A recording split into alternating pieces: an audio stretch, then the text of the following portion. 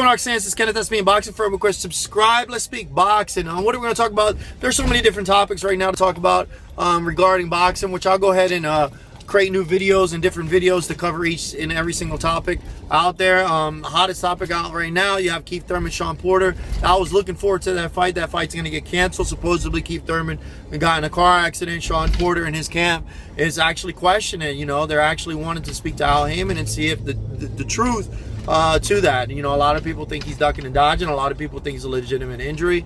From a fighter standpoint, he just didn't feel good.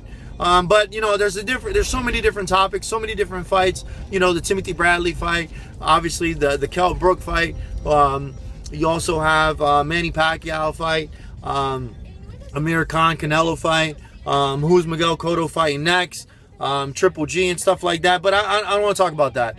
I'm going to cover different topics, but I'm going to talk about this weekend. I'm going to go to George the Boxing Genius house, the little MGM, and watch Terence Crawford, undefeated Terence Crawford. Terence Crawford that was supposed to take on Manny Pacquiao, and that fight was supposed to be on the works. My whole thing, Terence Crawford's 27-0. He's the current WBO junior welterweight champ.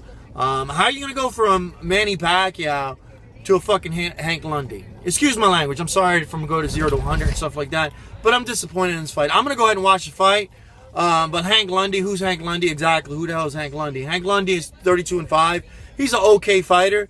But like I said, how are you going to go from Manny Pacquiao to Hank Lundy? I understand Hank Lundy was the former, you know, NABF champ. He was the former NLBO champ. And he's ranked number 15 in the WBC ranking. But in lightweight ranking, but come on, man. You know, you're in the division.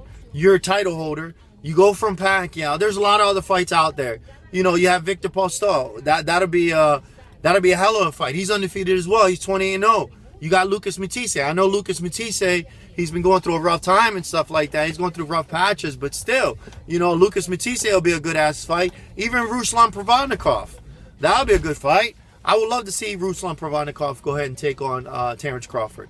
I know that the Manny Pacquiao fight wasn't going to happen, but still, you know, even Adrian the Prowler Broner. I know Adrian the Prowler Broner, he's taking on TNT as camp. He has a fight coming up.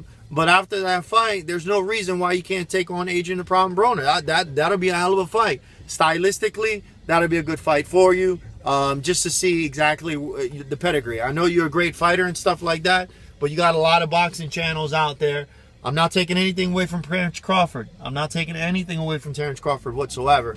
But one of the things that I'm actually going in the parking garage, so I'm definitely apologize if the view is a little dim right now. But there's a lot of fights that he could take on, you know. But before you can put him in the Pacquiao, and before you can sit there and say he's the pound-for-pound king, like a lot of boxing fans out there, I know he's good and stuff like that, but come on, man, you can't consider him the fucking best.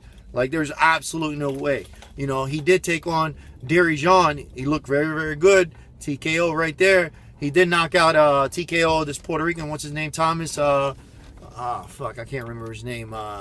Before the Dirijan fight. Derlome or something like that. I can't remember. Anyways, United decision against Beltran. That was a good fight as well. Gamboa, he looked really, really good against Gamboa. And that's when, you know, he shocked me, you know. Gamboa, even though his lack of inactivity, I thought Gamboa was winning the first half of the fight. Or no, I won't even say the first half of the fight because he knocked him out on a TKO'd him in the 9th round. But yeah, I would say the first 5 rounds, I gave it to Gamboa. Terence Crawford started stepping it up, catching a Gamboa. Obviously, Gamboa was completely winded. Gamboa was with 50, he was completely inactive. I'm in Miami, Gamboa's in Miami. His whole entire boxing career looks like it went to shit. A lot of legal problems. But anyways, that was a good fight. Ricky Burns was a good fight. So how you go from Burns to Gamboa?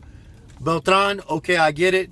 But these last 3 fights, man, I'm not impressed. And a lot of people are sitting there saying that he has what it takes to beat Manny Pacquiao, man. Like, I just don't.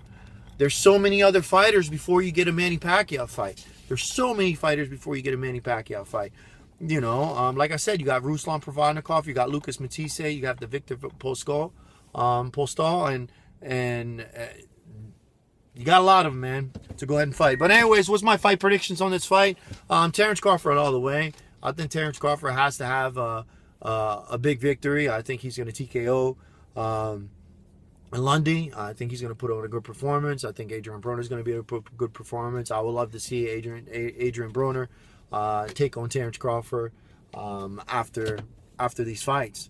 And see where they're at, you know. But anyways, guys, I'm actually at work right now. I'm sorry about the shitty video and stuff, but at least I'm gonna continue to post, get a little bit more in depth and things like that. But anyways, guys, this is Kenneth, SBM Boxing. Of course, subscribe. Have a good one.